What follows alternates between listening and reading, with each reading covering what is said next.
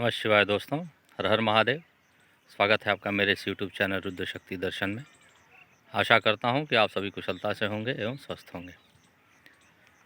दोस्तों, ये जो वीडियो मैं बना रहा हूं वो बहुत ही महत्वपूर्ण एवं बहुत ही जानकारी वाली है और बहुत ही गुप्त रहस्य का उद्घाटन करूंगा इसमें मैं।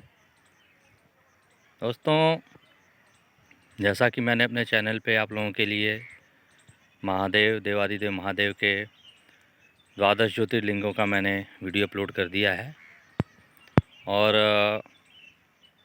51 शक्तिपीठों में से सभी शक्तिपीठों का मैंने विस्तृत वर्णन किया है, आप लोगों के लिए वीडियो अपलोड किया हुआ है। तो ये जो दोस्तों जो 12 ज्योतिर्लिंग हैं और 51 शक्तिपीठों के जो वीडियो हैं, अगर जो आप चाहें तो आप किसी भी शक्तिपीठ में अगर जो जाते हैं, अगर जो आप चाहें कि वो शक्तिपीठ आप अपने घर में स्थापित कर लें या 12 ज्योतिर्लिंग जो हैं दोस्तों, वो उनमें से कोई भी ज्योतिर्लिंग आपके घर में स्थापित हो जाए, तो इसके लिए एक बहुत ही गूढ़ विधि मैं जानता हूं जो कि आपको बता सकता हूं और ये बहुत ही कल्याणकारी होगा।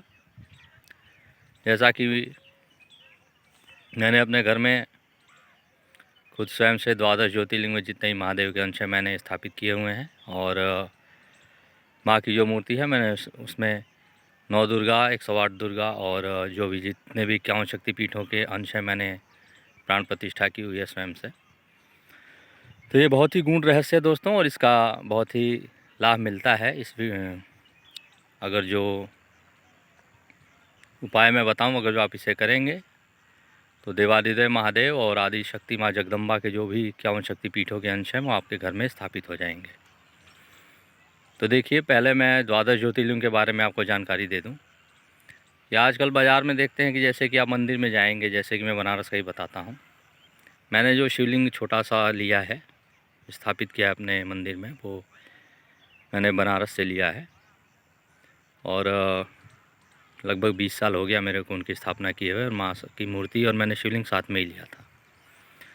तो दोस्तों, करना क्या है कि जैसे कि मान लीजिए आपको काशी विश्वनाथ की स्थापना करनी है अपने घर में, आप चाहें तो प्राण प्रतिष्ठा कर सकते हैं, लेकिन बहुत ही क्लिष्ट विधि होती है, ये मत करिएगा, मैं आपको बता देता हूँ। जैसे कि आप बाबा काशी विश्वनाथ की प्राण प्रतिष्ठा करना चाहते हैं, उनका अंश अपने घर में रखकर पूजना कर चाहते हैं। अब मान लीजिए आप रहते हैं चेन्नई में, तो रोज़ रोज़ तो आप काशी विश्वनाथ के दर्शन के लिए आ नहीं सकते हैं। तो इसका एक उपाय बता देता हूँ मैं। करना है कि बाई चांस कभी आप आएँ बनारस बाबा विश्वनाथ का दर्शन करने के लिए, तो वहाँ से एक शिवलिंग खरीद लीजिए और जब शिवलिंग आप ख़रीदते हैं दोस्तों, तो उसको गंगा जल से स्नान करा लीजिए, जिससे कि वो शिवलिंग पवित्र हो जाएगा। और आपको करना क्या है कि यज्ञोपवीत धारण कर लेना है, जिसे जनेऊ कहते हैं। बिना इसे धारण किए हुए ये क्रियाएं मत करिएगा, क्योंकि हिंदू समाज में धर्म में बिना यज्ञोपवीत धारण किए हुए कोई भी प्रक्रिया पूरी नहीं होती है। तो यज्ञोपवीत धारण करने के बाद उस शिवलिंग को गंगा जल से स्नान कराने के बाद करना ये है आपको कि जब आप धाम में दर्शन के लिए जाएं बाबा विश्वनाथ के, तो उनसे ये कहें कि हे बाबा विश्वनाथ, मैं आपको प्रणाम करता हूँ और आपके इस विश्वनाथ अंश को मैं अपने साथ अपने घर ले जाना चाहता हूँ। तो इसके लिए प्रभु आपसे ये कृपा है कि अपना जो ये ज्योतिर्लिंग में से एक अंश है, ये जो मैंने शिवलिंग दिया है, उसमें आप स्थापित हो जाएं। तो प्रभु आपकी विनती को स्वीकार करेंगे और उसी समय वो ज्योति रूप में आपके उस शिवलिंग में स्थापित हो जाएंगे। और दोस्तों, करना ये है कि जब आप ये कह लें तो विधिवत उनका पूजन करें, अर्चन करें और उसके बाद उस शिवलिंग को बहुत ही पवित्र स्थान पे रखें अपने साथ।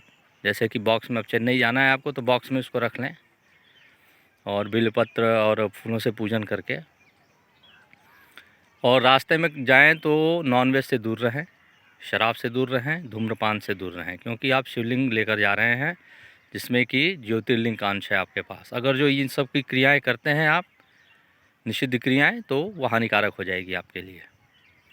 बिल्कुल ही पवित्र होना है और क्लीन हैबिट होते हुए आपको लेकर जाना है घर में। जब आप पहुंचते हैं अपने घर में तो वहाँ पे जो मंदिर है वहाँ पे विधिवत आप पहले से ही पूजन का आयोजन किए रहिए। जैसे कि अब वहाँ पे ले जाएं तो उनको एक स्थान दीजिए, श्वेत वस्त्र दीजिए, क्योंकि महादेव का जो प्रिय है वो श्वेत वस्त्र दिया जाता है। उनको आसन दीजिए, बाघंबर का आसन दे दीजिए और उस शिवलिंग को उस पर रख कर के अब उनको कहिए कि हे बाबा काशी विश्वनाथ, मैं आपको अपने घर में स्थान देता हूँ, आप सदैव इस घर में विराजमान रहिए। तो बाबा विश्वनाथ जो हैं वो वहाँ पे सदैव आपके घर में निवास करेंगे। लेकिन दोस्तों, अगर जो आप ले जाते हैं प्रभु को वहाँ पे, तो करना ये है कि जो देवादिदेव महादेव हैं, अब उनको सवेरे या शाम एक बार दीपक आपको दिखाना पड़ेगा। तो ये बहुत ही क्लिष्ट हो जाता है कि बाई चांस कभी आप इधर उधर गए तो कौन दिखाए। तो ऐसा करिएगा कि कोई ना कोई ज़रूर अगल बगल का हो, चाहे रिश्तेदार हो, नातेदार, कोई भी एक टाइम दीपक ज़रूर दिखाए और भोग लगाए, क्योंकि ये बहुत ही ज़रूरी होता है। अगर जो उनका दीपक नहीं जलाएंगे, पूजन नहीं करेंगे एक दिन भी, तो हानिकारक होगा।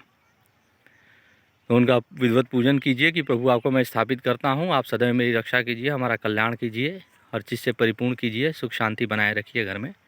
तो देखिएगा कि वो बहुत ही आपको लाभकारी होगा दोस्तों। तो ये क्रियाएँ आपको किसी भी शिवलिंग ज्योतिर्लिंग में जाते हैं, बाबा बैद्यनाथ का चाहें तो वहाँ कर सकते हैं, मल्लिकार्जुन का कर सकते हैं आप, महाकाल के धाम में जाते हैं वहाँ कर सकते हैं। तो किसी भी धाम में जाते हैं तो एक शिवलिंग वहाँ ज़रूर मिलेगा आपको।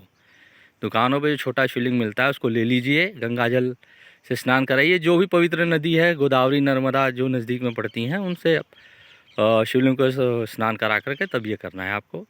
और आते वक्त कोई भी नशा या नॉनवेज का सेवन नहीं करना है, दूर रहना है। पहले से ही पूजन वूजन करके घर में फिर हवन करिएगा। जब आप स्थापित कर रहे हैं तो हवन करके उनको खीर का भोग लगाइएगा, गड़ी, किशमिश, जितने भी मसाले हैं डाल करके, और बढ़िया से भोग लगाइएगा। महादेव को खीर बहुत ही प्रिय है। और दोस्तों, बाई चांस एक बात बता दूं आपको कि अगर जो आपके घर में कभी किसी की मृत्यु हो जाती है तो होता क्या है कि उस पूजन नहीं करना चाहिए आपको। आपके जो गोत्र हैं या जो आपके शरीर से जितने भी आपके पीढ़ी में आने वाले लोग हैं, वो महादेव का या आदिशक्ति का पूजन नहीं कर सकते। करना क्या होगा कि कोई पास बगल का होगा पड़ोसी, उसके बच्चे से आप दीपक जलवा सकते हैं, भोग लगवा सकते हैं।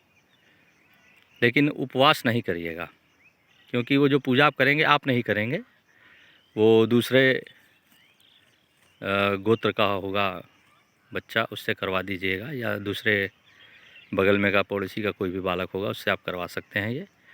तो ये क्रिया आपको बढ़िया पड़ेगी।